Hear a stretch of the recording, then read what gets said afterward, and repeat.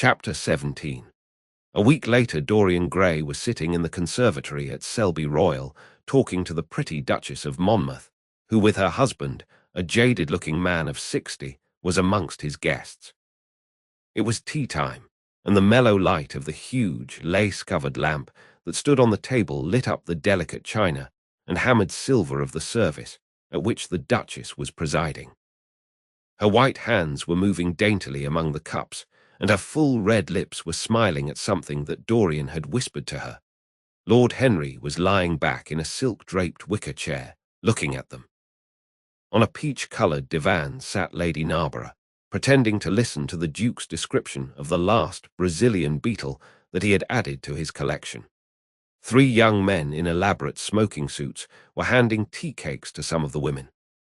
The house party consisted of 12 people, and there were more expected to arrive on the next day. "What are you two talking about?" said Lord Henry, strolling over to the table and putting his cup down. "I hope Dorian has told you about my plan for rechristening everything, Gladys. It is a delightful idea." "But I don't want to be rechristened, Harry," rejoined the Duchess, looking up at him with her wonderful eyes. "I am quite satisfied with my own name, and I am sure Mr. Gray should be satisfied with his." "My dear Gladys, I would not alter either name for the world. They are both perfect. I was thinking chiefly of flowers. Yesterday I cut an orchid for my buttonhole. It was a marvellous spotted thing, as effective as the 7 deadly sins. In a thoughtless moment, I asked one of the gardeners what it was called. He told me it was a fine specimen of Robinsoniana, or something dreadful of that kind. It is a sad truth, but we have lost the faculty of giving lovely names to things. Names are everything. I never quarrel with actions. My one quarrel is with words. That is the reason I hate vulgar realism in literature. The man who could call a spade should be compelled to use one. It is the only thing he is fit for. "Then what should we call you, Harry?" she asked. "His name is Prince Paradox," said Dorian. "I recognize him in a flash," exclaimed the Duchess. "I won't hear of it," laughed Lord Henry, sinking into a chair. "From a label there is no escape. I refuse the title." "Royalties may not abdicate," fell as a warning from pretty lips. "You wish me to defend my throne, then?" "Yes. I give the truths of tomorrow." "I prefer the mistakes of today," she answered. "You disarm me, Gladys," he cried, catching the wilfulness of her mood. "Of your shield, Harry, not of your spear." "I never tilt against beauty," he said, with a wave of his hand. "That is your error, Harry, believe me. You value beauty far too much." "How can you say that? I admit that I think that it is better to be beautiful than to be good. But on the other hand, no one is more ready than I am to acknowledge that it is better to be good than to be ugly." "Ugliness is one of the 7 deadly sins, then," cried the Duchess. "What becomes of your simile about the orchid?" "Ugliness is one of the 7 deadly virtues, Gladys. You, as a good Tory, must not underrate them. Beer, the Bible, and the 7 deadly virtues have made our England what she is." "You don't like your country, then?" she asked. "I live in it." "That you may censure it, the better." "Would you have me take the verdict of Europe on it?" he inquired. "What do they say of us?" "That Tartuffe has emigrated to England and opened a shop." "Is that yours, Harry?" "I give it to you." "I could not use it." "It is too true." "You need not be afraid. Our countrymen never recognize a description. They are practical. They are more cunning than practical. When they make up their ledger, they balance stupidity by wealth and vice by hypocrisy. Still, we have done great things. Great things have been thrust on us, Gladys. We have carried their burden. Only as far as the stock exchange." She shook her head. "I believe in the race," she cried. "It represents the survival of the pushing. It has development. Decay fascinates me more." "What of art?" she asked. "It is a malady." "Love. An illusion. Religion. the fashionable substitute for belief. You are a skeptic. Never. Skepticism is the beginning of faith. What are you? To define is to limit. Give me a clue. Threads snap. You would lose your way in the labyrinth. You bewilder me. Let us talk of someone else. Our host is a delightful topic. Years ago, he was christened Prince Charming. Ah, don't remind me of that, cried Dorian Gray. Our host is rather horrid this evening, answered the Duchess, colouring. I believe he thinks that Monmouth married me on purely scientific principles as the best specimen he could find of a modern butterfly.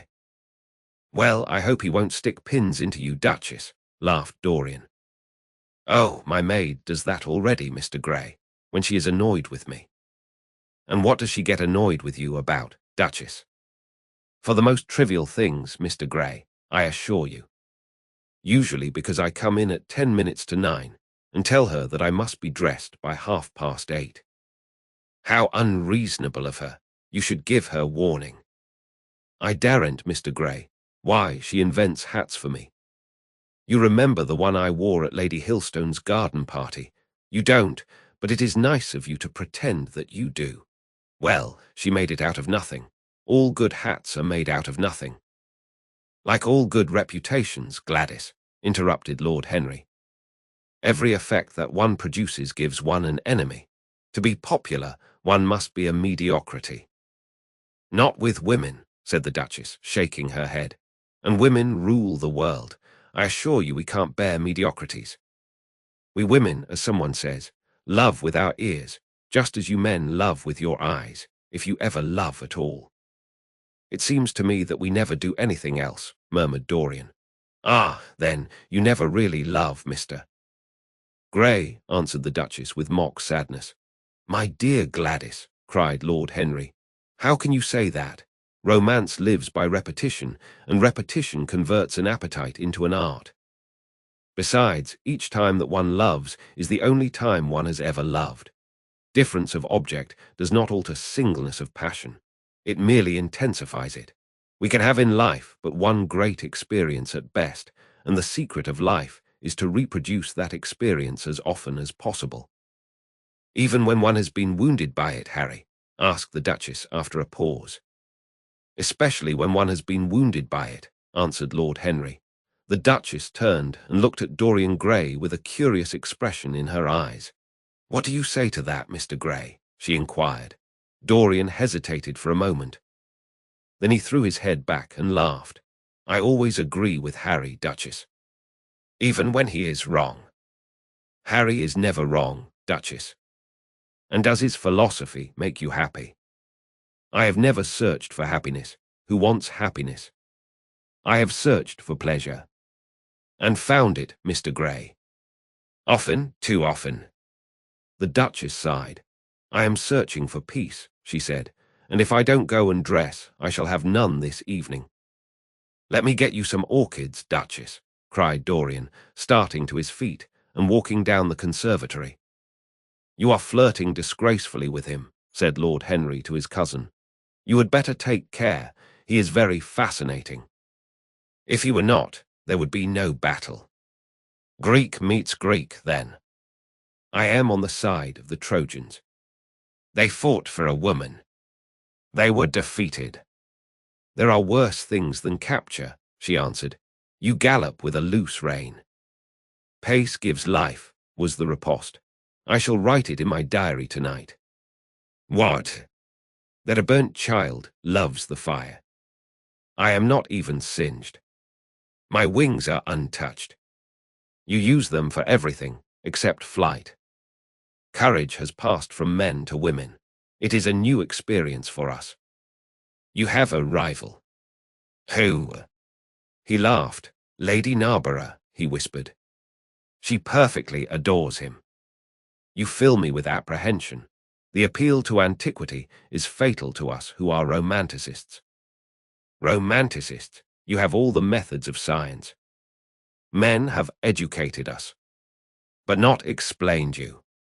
Describe us as a sex, was her challenge. Sphinxes without secrets. She looked at him, smiling. "How long Mr. Gray is," she said. "Let us go and help him. I have not yet told him the colour of my frock." "Aye. You must suit your frock to his flowers, Gladys. That would be a premature surrender. Romantic art begins with its climax. I must keep an opportunity for retreat. In the Parthian manner. They found safety in the desert. I could not do that. Women are not always allowed a choice," he answered, but hardly had he finished the sentence before, from the far end of the conservatory, came a stifled groan, followed by the dull sound of a heavy fall. Everybody started up. The Duchess stood motionless in horror, and with fear in his eyes, Lord Henry rushed through the flapping palms to find Dorian Gray lying face downwards on the tiled floor in a death-like swoon. He was carried at once into the blue drawing-room and laid upon one of the sofas. After a short time, he came to himself and looked round with a dazed expression. "What has happened?" he asked. "Oh, I remember." "Am I safe here, Harry?" He began to tremble. "My dear Dorian," answered Lord Henry, "you merely fainted, that was all. You must have overtired yourself. You had better not come down to dinner." "I will take your place." "No, I will come down," he said, struggling to his feet. "I would rather come down. I must not be alone." He went to his room and dressed. There was a wild recklessness of gaiety in his manner as he sat at table, but now and then a thrill of terror ran through him when he remembered that, pressed against the window of the conservatory, like a white handkerchief, he had seen the face of James Vane watching him.